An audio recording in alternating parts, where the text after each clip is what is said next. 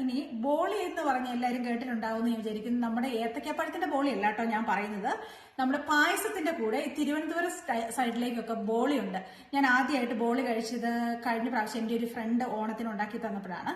അതെനിക്ക് ഭയങ്കരമായിട്ട് ഇഷ്ടപ്പെട്ടു. അതിനുശേഷം ഞാൻ യൂട്യൂബ് വീഡിയോ ഒക്കെ നോക്കി ട്രൈ ചെയ്ത് ഞാൻ ഒരു ബോളി ഉണ്ടാക്കി. അതുപോലെ തന്നെ ഞാൻ ഈ പ്രാവശ്യം നാട്ടിൽ ചെന്നപ്പോഴും ബോളിയും പായസവും പലതരത്തിലുള്ള പായസവും ബോളിയും ട്രൈ ചെയ്തു. എനിക്ക് ഒത്തിരി ഇഷ്ടപ്പെട്ടു. അതുകൊണ്ട് ബോളിയുടെ റെസിപ്പി എങ്ങനെയാണെന്ന് ഞാനിപ്പോൾ പറഞ്ഞു തരാം. സോ ഇത് ഞാൻ വേവിച്ച് വെച്ചിരിക്കുന്ന കടലപ്പരിപ്പാട്ടോ. നമ്മൾ സാമ്പാറിന് എടുക്കുന്ന പരിപ്പല്ല, കടലപ്പരിപ്പിന്റെ അകത്തേക്ക് കുറച്ച് ഉപ്പ് മാത്രം ഇട്ട് ഞാൻ വേവിച്ചതാണ്. ഇനി നമുക്ക് അടുത്തതായിട്ട് ഞാൻ ചെയ്യാൻ പോകുന്നത്, ഇത് നമുക്ക് കുറച്ച് നെയ്യില് കുറച്ച് പഞ്ചസാരയും ഇട്ട് ഒന്ന് വഴറ്റണം. നമ്മളിത് ചൂടായ പാനിലേക്ക് ഞാൻ കുറച്ച് നെയ്യ് ഒഴിച്ചിട്ടുണ്ട്. ഇനി നമ്മൾ കുറച്ച് പഞ്ചസാര ഇടുവാണ്. പഞ്ചസാര ഓരോരുത്തരുടെയും ഇഷ്ടത്തിനനുസരിച്ചും ടേസ്റ്റിനനുസരിച്ചും ഷുഗർ ലെവൽ അനുസരിച്ചും ഇടാം. ഞാനൊരു 3 സ്പൂൺ ആണ് ഇട്ടിരിക്കുന്നത്. ഒരു ശകലം കൂടി ഇട്ടു. ഇനി അടുത്തതായിട്ട് ഇതിന്റെ അകത്തേക്ക് നമ്മൾ വേവിച്ച് വെച്ചിരിക്കുന്ന കടലപ്പരിപ്പ് ഇടുന്നു. ഈ കടലപ്പരിപ്പ് ഇട്ടിട്ട് നമ്മൾ ഇത് ഒന്ന് അടുപ്പത്ത് വെച്ചിട്ട് ഇത് നന്നായിട്ടൊന്ന് ചൂടാക്കാൻ പോവുകയാണ്. കടലപ്പരിപ്പ് നമ്മൾ ബോളിക്ക് വേണ്ടി റെഡിയാക്കി. ഇനി അടുത്തതായിട്ട് നമുക്ക് ചെയ്യേണ്ട കാര്യം എന്ന് പറഞ്ഞു കഴിഞ്ഞാൽ, നമുക്ക് കുറച്ച് മൈദമാവ് എടുക്കണം. ആ മൈദമാവിന്റെ അകത്തേക്ക് കുറച്ച് മഞ്ഞപ്പൊടിയോ അല്ലെങ്കിൽ നിങ്ങൾക്ക് സാഫ്രോൺ ഉപയോഗിക്കാം. അതുപോലെ തന്നെ ഒരു ശകലം ഉപ്പ്, ഒരു 1/4 ടീസ്പൂൺ. ഇത് ഞാൻ കുറച്ചേ ഉണ്ടാക്കിയിട്ടുള്ളൂ. ഇതൊരു അര കപ്പ് പൊടി എടുത്തിട്ടുള്ളൂ. അപ്പോൾ ഒരു 1/4 ടീസ്പൂൺ ഉപ്പാണ് ഞാൻ ഇതിന് വേണ്ടിയിട്ട് ഉപയോഗിച്ചിരിക്കുന്നത്. എന്നിട്ട് കുറച്ച് നമ്മൾ സാധാരണ വെള്ളം ചേർത്ത് നന്നായിട്ടൊന്ന് കുഴച്ചിട്ട് ഞാൻ ചെറുതായിട്ട് ഒന്ന് എണ്ണ ജസ്റ്റ് തടവി വെച്ചതാണ്.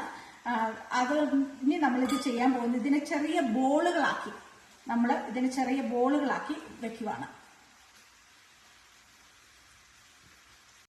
അപ്പൊ ഞാൻ കുഴച്ച് വെച്ചിരുന്ന മാവ് ബോളുകളാക്കി വെച്ചിട്ടുണ്ട്. ഇത് നമുക്ക് കുറച്ചു നേരം ഇവിടെ വെക്കാം. ഇത് ഈ കടലയുടെ ഇതിനകത്ത് കുറച്ചും കൂടെ ഒരു ഉപ്പിന്റെ ആവശ്യമുണ്ട്. അപ്പൊ നമുക്ക് കുറച്ച് ഉപ്പും അതുപോലെ തന്നെ നമുക്ക് കുറച്ച് കാടമം പൗഡർ, ഏലക്കപ്പൊടി ഇട്ടിട്ടുണ്ട്. നമുക്ക് ടേസ്റ്റിനും ഒരു നല്ല മണത്തിനും വേണ്ടിയിട്ടാണ് ഇട്ടിരിക്കുന്നത്. നമ്മൾ തയ്യാറാക്കി വെച്ചിരുന്ന കടലപ്പരിപ്പ് മിക്സിയിലിട്ട് ഒന്നും കൂടെ അടിക്കണം. അപ്പൊ ഞാൻ അതിന് വേണ്ടിയിട്ട് ഒന്ന് മിക്സിയിലെ ജാറിലേക്ക് മാറ്റിയിട്ടുണ്ട്. അതിന് മിക്സി ഇതിലൊട്ടൊന്ന് അടിക്കാൻ പോവാം. നമ്മൾ അരച്ച് എടുത്ത കടലപ്പരിപ്പ് ഇങ്ങോട്ട് മാറ്റുവാണ്. അത് കഴിഞ്ഞ ശേഷം നമുക്ക് ചെയ്യേണ്ടതെന്ന് വെച്ചാൽ, ഇത് ചെറിയൊരു ഉണ്ടയായിട്ട് ചെറിയൊരു ബോളുകളായിട്ട് ഉരുട്ടണം. ആ ബോളുകളായിട്ട് ഉരുട്ടിയിട്ട് നമുക്ക് ചെയ്യേണ്ടതെന്ന് വെച്ച് കഴിഞ്ഞാൽ, നമ്മൾ ബോളുകളായിട്ട് ഉരുട്ടി, ഞാനിപ്പോൾ ഒരെണ്ണം കാണിക്കാം.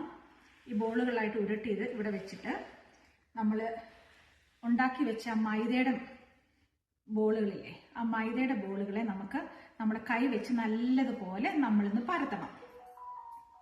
നല്ലതുപോലെ കൈ വെച്ച് പരത്തിയിട്ട് നമ്മൾ ഉണ്ടാക്കി വെച്ചിരിക്കുന്ന കടലമാവിന്റെ ബോളിൽ നമ്മൾ ചേർത്തിരിക്കുന്ന എന്തൊക്കെയാണ് എല്ലാവർക്കും ഓർമ്മ ഉണ്ടാവും എന്ന് വിചാരിക്കുന്നു. നമ്മൾ ഏലക്ക ചേർത്തു, ഉപ്പ് ചേർത്തിട്ടുണ്ട്, നെയ്യിലാണ് വറുത്തത്, അതുപോലെ തന്നെ പഞ്ചസാര ചേർത്തിട്ടുണ്ട്. അത് ഇതിന്റെ നടുക്കേക്ക് വെക്കുന്നു.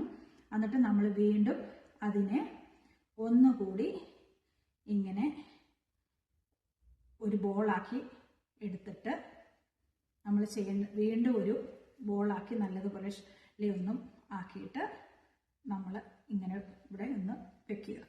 അതിനുശേഷം അടുത്തത് എടുക്കുക. ഞാൻ കുറച്ച് മൈദമാവ് ഇവിടെ വിതറുന്നുണ്ട്. നമുക്ക് ഇവിടെ ഞാൻ സാധാരണ ടേബിൾ ടോപ്പിൽ ഇട്ടാണ് ഉണ്ടാക്കുന്നത് കേട്ടോ. അതുകൊണ്ടാണ് ഞാൻ സാധാരണ ചപ്പാത്തി പരത്തുന്നത് ഇവിടെ തന്നെയാണ്.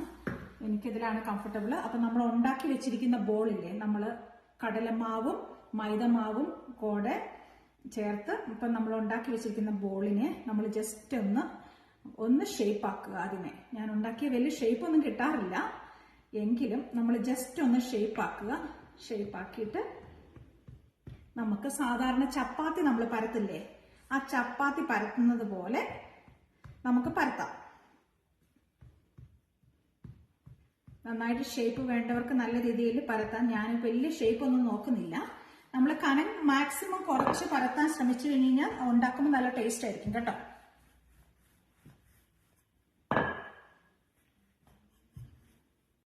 നമ്മൾ ചൂടായ പാനിലേക്ക് ഞാൻ ബോളി ഇട്ടിട്ടുണ്ട്. ഇനി അത് പയ്യെ ഒന്ന് ചൂടായി വന്നു കഴിഞ്ഞ് കഴിയുമ്പോൾ, ഒരു സൈഡ് ചൂടായി വന്നു കഴിയുമ്പോൾ നമ്മൾ ബോളി ഒന്ന് തിരിച്ചിട്ടിട്ടുണ്ട്. അപ്പൊ മറിച്ചിട്ട ബോളിയിലേക്ക് നമ്മൾ ജസ്റ്റ് കുറച്ചൊന്ന് നെയ്യ് ജസ്റ്റ് ഒന്ന് തടവി കൊടുക്കാം. നീ ഇതൊന്ന് ടേസ്റ്റ് ചെയ്ത് നോക്കിക്കേ. ഞാൻ നല്ല സേമിയ പായസവും ബോളി ഉണ്ടാക്കിയിട്ടുണ്ട്. അപ്പൊ അതൊന്ന് ടേസ്റ്റ് ചെയ്ത് നോക്കിയിട്ട് ഈ സേമിയയും ബോളി ഇങ്ങനെ കോംബോ വെച്ചിട്ടില്ല. അപ്പൊ ഇതിങ്ങനെ മിക്സ് ചെയ്ത് കഴിക്കും. അത് ബോളി എടുത്ത് എന്നിട്ട് അതിൽ മിക്സ് ചെയ്ത് സേമിയ പായസവും കൂടി കഴിക്കുക. ഏത് പായസത്തിന്റെ കൂടെയും കഴിക്കാം. വൈറ്റ് പായസം ആണ് സാധാരണ പ്രിഫർ ചെയ്യുന്നതെന്ന് എനിക്ക് തോന്നുന്നു. എനിക്കിഷ്ടം അതാണ്. എങ്ങനെയുണ്ട്? കൊള്ളാം. ഞാൻ ഇതുവരെ ട്രൈ ചെയ്തിട്ടില്ല. നല്ല ടേസ്റ്റ് ഉണ്ട്. ഓക്കെ, അപ്പൊ എല്ലാവർക്കും ഈ പ്രാവശ്യത്തെ ഓണത്തിന് എല്ലാവരും ട്രൈ ചെയ്യണം. സോറി, പായസവും